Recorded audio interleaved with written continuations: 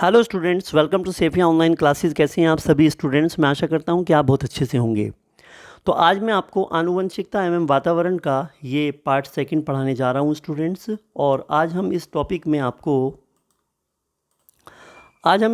आपको वातावरण से अर्जित गुणों के वितरण का सिद्धांत डिस्कस करेंगे। इससे संबंधित निम्न वैज्ञानिकों ने अपने सिद्धांतों का प्रतिपादन किया। इसमें डार्विन, लेमार्क, हैरिसन और मैकडूगल। तो चलिए इसी क्रम में पहले हम डार्विन के सिद्धांत को पढ़ लेते हैं। यहाँ पे डार्विन के अनुसार वातावरण से अर्जित गुणों को वंशानुक्रम के माध्यम से संतानों में स्थानांतरित किया जा सकता है। वातावरण के अंतर्गत स्वयं की शारीरिक संरचना में किए जाने वाले परिवर्तनों का प्रभाव उत्पन्न होने वाली संतानों पर पड़ता है। इसे सिद्ध करने के लिए उन्होंने मछली व मेंढक पर प्रयोग किए। डार्विन के अनुसार शक्तिशाली ही अपने वंशक्रम का निर्धारण या निर्माण करते हैं। ये स्टेटमेंट कई बार पेपर में आ चुका है कि शक्तिशाली ही अपने वंशक्रम का निर्धारण करते हैं। ये स्टेटमेंट किसका है? डार्विन का है, क्योंकि शक्तिशाली की प्रकृति स्वयं रक्षा करती है। डार्विन ने कहा, जब प्रथम पीढ़ी की कोई मछली पैदा हुई तो उसने वातावरण की जटिलतम परिस्थितियों का सामना करते हुए अपने आप को जिंदा बनाए रखा तथा उसी गुण को अपनी 10 संतानों में स्थानांतरित कर दिया। केवल वो ही अंडा बच पाता है जो वातावरण की जटिलतम परिस्थितियों का सामना करते हुए स्वयं को बचा सकता है। जैसे एक मछली लगभग 10,000 अंडे देती है, उनमें से केवल 10 अंडे ही जीवित रहते हैं। एक ही लाइन में समझने की ज़रूरत है आपको कि जो एक मछली है वो जीवित है और वो जटिलतम परिस्थितियों का सामना करते हुए वातावरण के साथ में अपना अनुकूलन स्थापित कर लेती है। फिर वो उस गुण को अपनी 10 संतानों में स्थानांतरित कर देती है।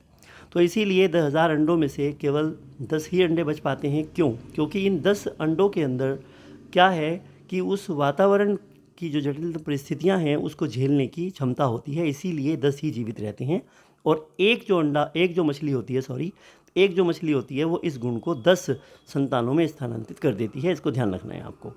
लेमार्क ने अर्जित गुणों का संक्रमण सिद्धांत का प्रतिपादन किया। लेमार्क ने जिराफ की गर्दन का प्रयोग करते हुए सिद्ध किया कि पहले जिराफ की गर्दन उसके समान ही लंबी होती थी, मतलब ज़्यादा लंबी नहीं होती थी, परंतु जिराफ के द्वारा इसका बार बार प्रयोग किए जाने के कारण उसकी लंबाई धीरे धीरे बढ़ने लगी और वर्तमान समय में जिराफ की संतानों के लंबी गर्दन जन्मजात रूप से लंबी होने लगी है। इसी प्रकार समाज में माता पिता जिस किसी व्यवसाय में विशेष गुण अपने आप में पैदा कर लेते हैं, ये गुण उनकी संतानों में भी संक्रमित होते हैं, मतलब उनमें ट्रांसफ़र होते हैं। मतलब ये है कि जिस जगह पर जिराफ जो है रहते थे तो वहाँ पे उस जंगल में क्या होता था स्टूडेंट कि वहाँ पर जो पेड़ पौधे हैं वो काफ़ी ऊंचाई पर हुआ करते थे, नीचे ज़मीन पर नहीं हुआ करते थे। तो अब ये हुआ कि इन्होंने उन पौधों को अपनी खाने की, भोजन की पूर्ति करने के लिए इन्होंने अपनी गर्दन को ऊंचा किया और ये अगली 2 पैर को उठाते और क्या करते कि ये अपनी उस गर्दन को डेली जो है ऊंचा उठाने का प्रयास करते। उस प्रयास में ये भोजन प्राप्त कर लेते। तो धीरे धीरे ऐसा अभ्यास करने से इनकी जो गर्दन है वो काफ़ी लंबी हो गई और ये वातावरण का प्रभाव इस पे पड़ा। और चूँकि इन्हें उसको खाने के लिए अपनी गर्दन को ऊंचा करना, बड़ा करना अनिवार्य था, इसके बिना ये भूखे रह जाते, क्योंकि वहाँ पे जो पौधे हैं वो नीचे तो वो ज़मीन पे तो थे नहीं, वो तो वहाँ पे क्या था कि वो ऊंचाई पे हुआ करते थे। तो इसीलिए अभ्यास कर करके, प्रैक्टिस कर करके इन्होंने जो है अपनी गर्दन को उस वातावरण के हिसाब से अपने आप को अनुकूलन स्थापित कर लिया। तो अब क्या हुआ कि इनकी जो संतानें हैं उनके अंदर भी यही गुण ट्रांसफ़र हो गया। तो वर्तमान में आप देख पा रहे होंगे कि जो जिराफ होते हैं उनकी जो गर्दन है वो लंबी पाई जाती है। तो लेमार्क का ये सिद्धांत जो है इस बात को सिद्ध करता है। तो ठीक इसी प्रकार ये बताने का प्रयास करते हैं कि जो वातावरण के अंदर कोई भी माता पिता होते हैं वो मेहनत करके अपना किसी भी व्यवसाय में एक अपना गुण सीख लेते हैं, अर्जित कर लेते हैं, तो जो उनकी संतानें होती हैं उनके अंदर भी वो उस गुण का ट्रांसफ़र हो जाता है। जैसे कि मान के चलो कि एक किसान है, तो किसान के बेटे को खेती करना कोई नहीं सिखाता, वो नेचुरली सीख जाता है, क्योंकि उसके जो माता पिता होते हैं वो शुरू से ही मेहनती होते हैं, खून पसीना बहा के वो लोग जो है अन्न कमाते हैं, खाते हैं, है ना। तो वो गुण जो होता है उनके अंदर, मेहनत करने का जो गुण होता है, परिश्रम करने का जो गुण होता है, खेती का जो गुण होता है, वो माता पिता से, चूँकि वातावरण से अनुकूलन बनाया था उनके माता पिता ने, तो वही सेम जो क्षमता होती है, पावर होती है, वो उनके अंदर भी ट्रांसफ़र हो जाती है, उनकी संतानों के अंदर भी। ठीक है, ऐसा लेमार्क साहब ने अपने सिद्धांत में बताया। आगे चलिएगा। हैरिसन, इन्होंने अपना प्रयोग कीट पतंगों व तितलियों पर किया। हैरिसन ने 100 सफ़ेद रंग की तितलियां लेकर उन्हें 2 बराबर बराबर भागों में यानी 50-50 में विभाजित कर दिया था। 50 तितलियों को साफ वातावरण में रखा जिससे उनके सफ़ेद रंग की संतानों ने जन्म लिया, और 50 तितलियों को गंदे वातावरण में रखा जिससे उनसे जन्म लेने वाली संतानें या तो काले रंग की थी या फिर मटमैले रंग की थी। वैसे तो 100 तितलियां सफ़ेद रंग की थी, लेकिन 50 जो मटमैले रंग की तितलियों का जन्म हुआ, ये वातावरण का प्रभाव था। देखिए स्टूडेंट, मैं आपको जानकारी देना चाहूँगा कि उन्होंने 100 तितलियाँ ली। 100 तितलियाँ लेने के बाद में उन्हें बराबर बराबर 50-50 के भागों में डिवाइड किया। तो उन्होंने 50 तितलियों को साफ वातावरण में रखा, उनसे होने वाली संतानें साफ यानी सफ़ेद रंग की ही जन्मी गई। और जो 50 तितलियाँ थी उनको गंदे वातावरण में रखा, तो उसका प्रभाव ये पड़ा वातावरण का कि उनसे जो संतानें उत्पन्न हुई वो या तो काले रंग की हुई या फिर वो मटमैले रंग की हुई। इसका कारण क्या था? गंदा वातावरण था। तो गंदे वातावरण का प्रभाव यानी आने वाली जो जनरेशन है, आने वाली जो पीढ़ी है, उस पे भी पड़ता है। ये हैरिसन ने अपने सिद्धांत में सिद्ध किया। मैकडूगल का सिद्धांत देखिएगा। उन्होंने क्या किया कि एक अंधकार गहरे बिल में एक चूहे को छोड़ दिया। बिल के बाहर बिजली का करंट लगा दिया। चूहे ने 166 बार बाहर आने के लिए प्रयास किए। अंत में वह बिल से बाहर आना सीख गया, है ना। मतलब क्या हुआ कि वो बाहर आ गया अचानक से। तो इसने अपने इस गुण को अपनी संतानों में स्थानांतरित कर दिया। इसलिए चूहों पर बिजली का जो करंट है, मतलब वो ज़्यादा प्रभाव नहीं डालता। ठीक है, मतलब अधिक प्रभाव नहीं होता उनके ऊपर बिजली करंट का। तो मैकडूगल ने क्या किया कि एक गहरा सा बिल बनाया और बाहर उसने क्या किया कि बिजली के कुछ वायर वगैरह लगा के वहाँ पे करंट छोड़ दिया। ठीक है, तो अब वो जो चूहा है वो बार बार जाता आता प्रैक्टिस करता, लेकिन वो करंट से अंदर चला जाता। तो अब वो हल्का सा उसे करंट लगता, फिर अंदर चला जाता। तो धीरे धीरे 166 बार उसने इस क्रिया को दोहराया। तो अंत में क्या हुआ कि वो कामयाब हो गया, और इस प्रकार उस चूहे के अंदर ये शक्ति आ गई कि जो करंट है उसको झेलने की, यानी उसने अपने आप को अनुकूलित कर लिया उसके अकॉर्डिंग, और इसने अपने इस गुण को अपनी संतानों में ट्रांसफ़र कर दिया। तो अभी वर्तमान में आप देखते होंगे कि जो चूहे होते हैं उनके ऊपर बिजली के करंट का बहुत ज़्यादा प्रभाव नहीं पड़ता, क्योंकि जितनी भी इसके लिए कुर्बानियाँ देनी थी वो इनके पूर्वजों ने दे दी हैं। ऐसा नहीं है कि चूहे बिजली के करंट से नहीं मरते हैं। अगर बहुत ज़्यादा हाई करंट होगा तो बिल्कुल निश्चित रूप से चूहा मर जाएगा, लेकिन जो हल्का फुल्का करंट होता है उसे झेलने की शक्ति इनके अंदर होती है, ज़्यादा प्रभाव इनके ऊपर नहीं होता। मैकडूगल ने अपने सिद्धांत में सिद्ध किया। ठीक है, चलिए आगे देखिएगा स्टूडेंट। जुड़वा बच्चों पर प्रयोग। न्यूमैन, फ्रीमैन और हॉल जिंगर ने 20 जोड़े जुड़वा बच्चों को अलग अलग पर्यावरण में रखकर उनके विकास का अध्ययन किया। इनमें से एक बच्चे को गांव के एक फार्म में रखा गया और दूसरे को नगर के बुद्धिमान व्यक्ति के पास रखा गया। ठीक है, अब देखिएगा स्टूडेंट, यहाँ पे बहुत ही इंपॉर्टेंट पॉइंट ये है आपके लिए। इनमें से गांव में रखे गए बच्चे की बुद्धि का विकास अपेक्षाकृत कम हुआ। वह चिंताग्रस्त भी रहता था। ठीक है, और उसका व्यवहार भी अच्छा नहीं था। इसके विपरीत शहर में रखे गए बच्चे को बुद्धि का विकास अपेक्षाकृत अधिक हुआ। तो वह चिंताग्रस्त भी कम रहता था और उसका व्यवहार भी शिष्ट था। ठीक है, इसमें उन्होंने ये निष्कर्ष निकाला कि समान वंशानुक्रम के बच्चों को जैसा पर्यावरण मिलता है उसका विकास वैसे ही होता है। मतलब इनका कहने का तात्पर्य है कि जैसा भी बच्चे को एनवायरनमेंट मिलेगा, जैसा भी बच्चे को वातावरण मिलेगा, वातावरण का जो प्रभाव है, अगर वो नकारात्मक वहाँ पे परिस्थितियाँ नहीं होंगी तो बच्चे पर वो नकारात्मक प्रभाव रहेंगे, तो उसके विकास को प्रभावित करेंगे। अगर वो वातावरण का वहाँ पे प्रभाव सकारात्मक होगा, ठीक है, तो उसकी बौद्धिक विकास में, शारीरिक विकास में, उसके व्यवहार में, उसकी तमाम चीज़ों में उसका प्रभाव हमें देखने को मिलेगा। तो ये आप बहुत ही ध्यान से समझ लीजिएगा। तो कई बार पेपर में आ जाता है भाई 20 जोड़े जुड़वा बच्चों पर किसने अलग अलग जो है प्रयोग किया था।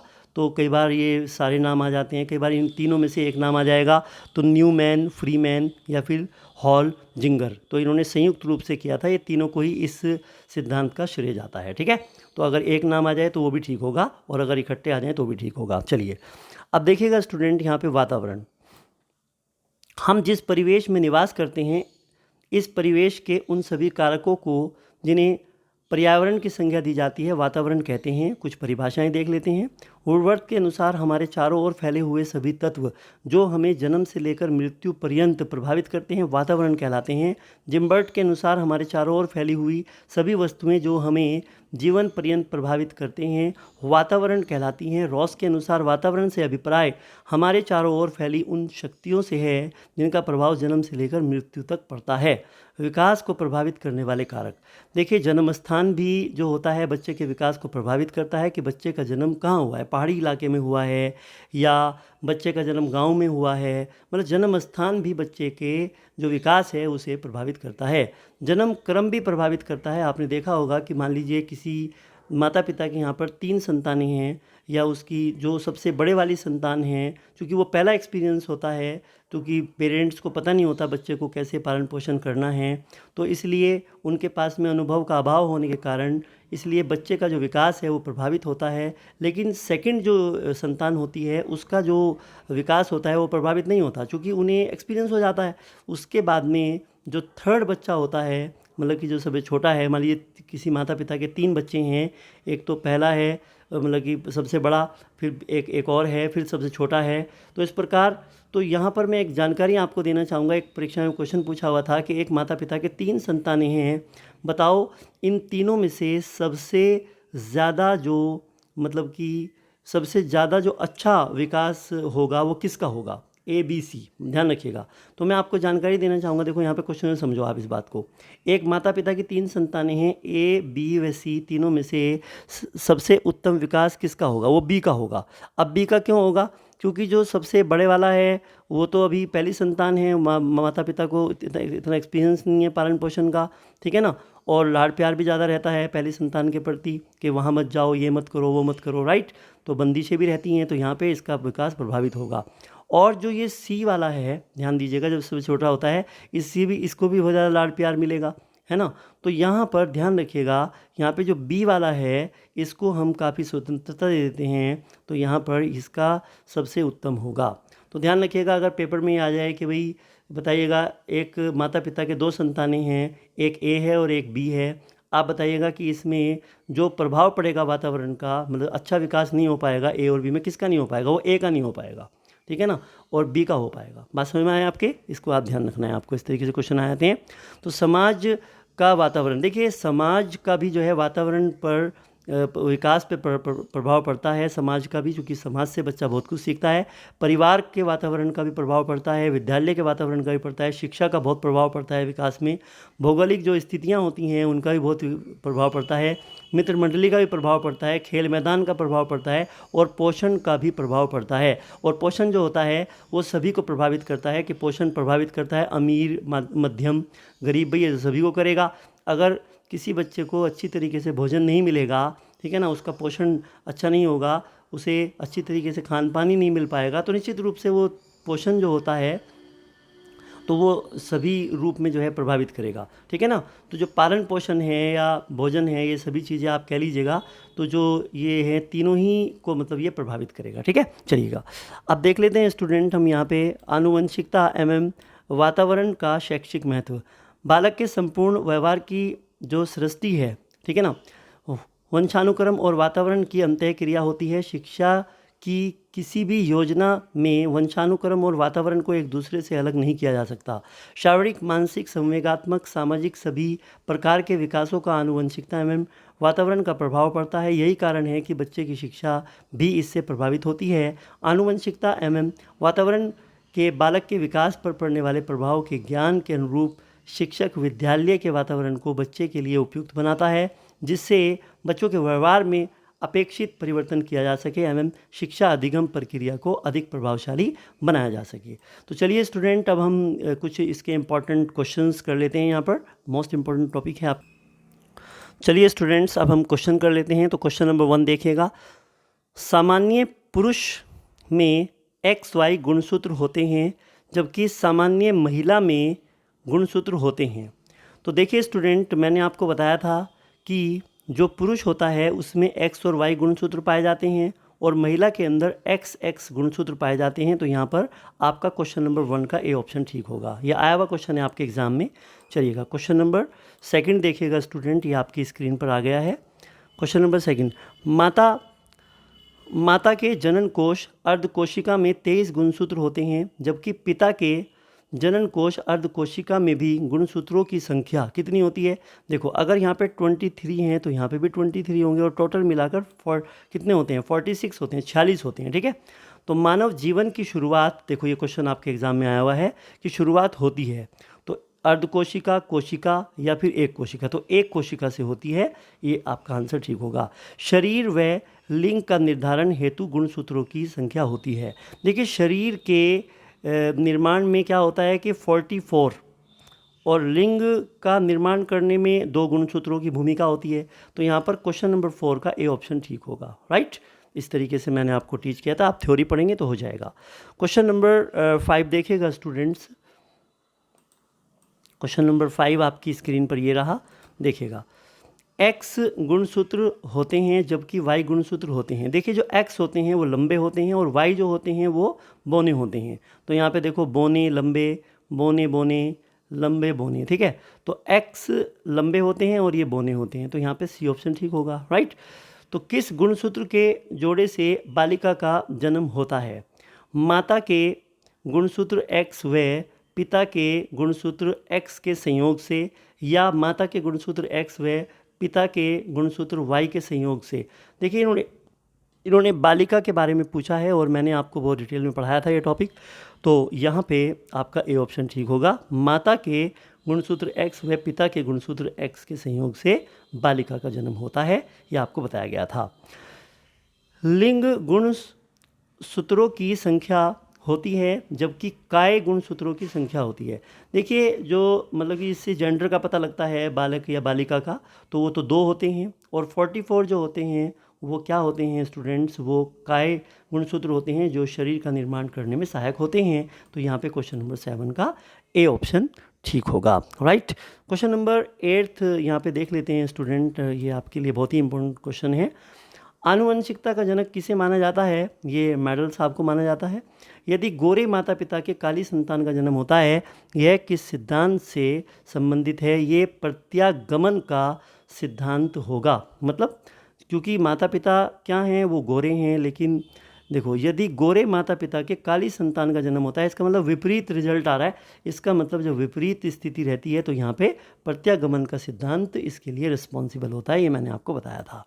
आगे देखिए स्टूडेंट, क्वेश्चन नंबर 10 आपकी स्क्रीन पर आ गया है स्टूडेंट्स। निम्न कथनों पर विचार कीजिए। यदि माता पिता की निषेचन क्रिया के दौरान अगर जागृत सूत्र सक्रिय हुए तो संतान माता पिता के समान पैदा होगी। ये बिल्कुल सही स्टेटमेंट है।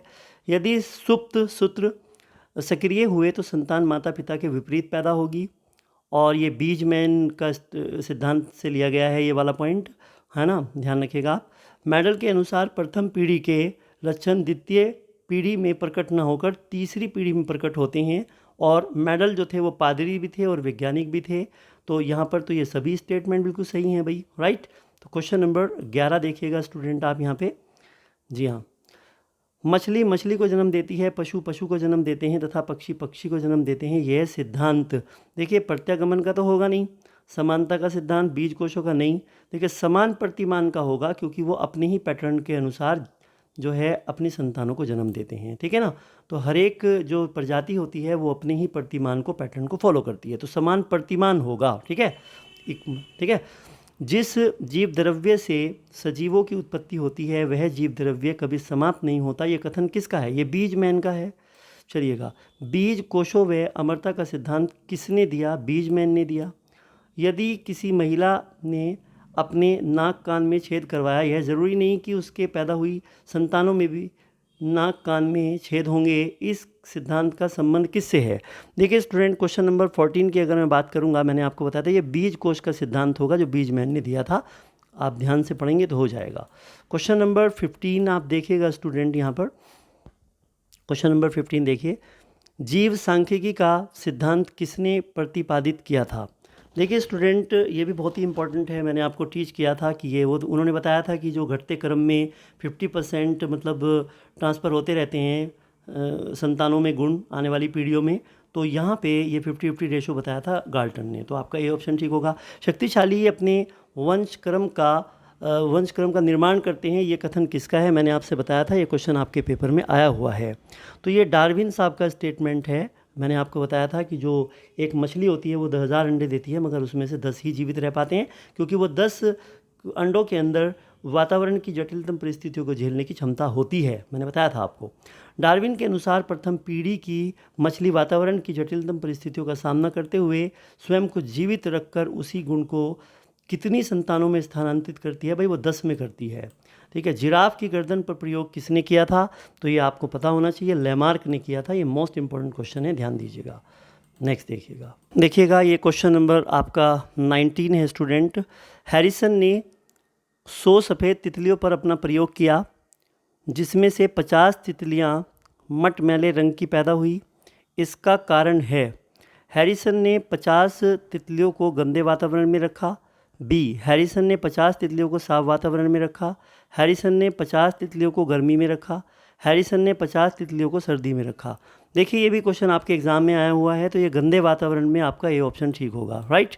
चलिएगा क्वेश्चन नंबर 20 देखिएगा स्टूडेंट, यहाँ पे ये बहुत ही इंपॉर्टेंट क्वेश्चन है आपके लिए। क्वेश्चन नंबर 20, वातावरण का प्रभाव भी पैदा होने वाली संतानों पर पड़ता है, चूहे पर बिजली के करंट का अधिक प्रभाव नहीं पड़ता। इस प्रयोग का जो श्रेय है वो किसको जाता है? देखिए मैकडूगल ने किया था इसके ऊपर प्रयोग, तो मैंने आपको बताया था, तो यहाँ पे ये ऑप्शन ठीक होगा। 20 जोड़े जुड़वां बच्चों पर किसने प्रयोग किया? तो हैरिसन, न्यूमैन, फ्रीमैन, लेमार्क, बीजमैन। तो यहाँ पे न्यूमैन और फ्रीमैन होगा। तो इस वीडियो में इतना ही। अब हम आपको इसके 50 इंपॉर्टेंट क्वेश्चन मिसलेनियस करवाएंगे, बहुत ही इंपॉर्टेंट, और उसके बाद में अधिगम का टॉपिक आपका शुरू कर दिया जाएगा। अगर आपको वीडियो अच्छी लगी तो कमेंट करके ज़रूर बताएं। Thank you so much, all the best.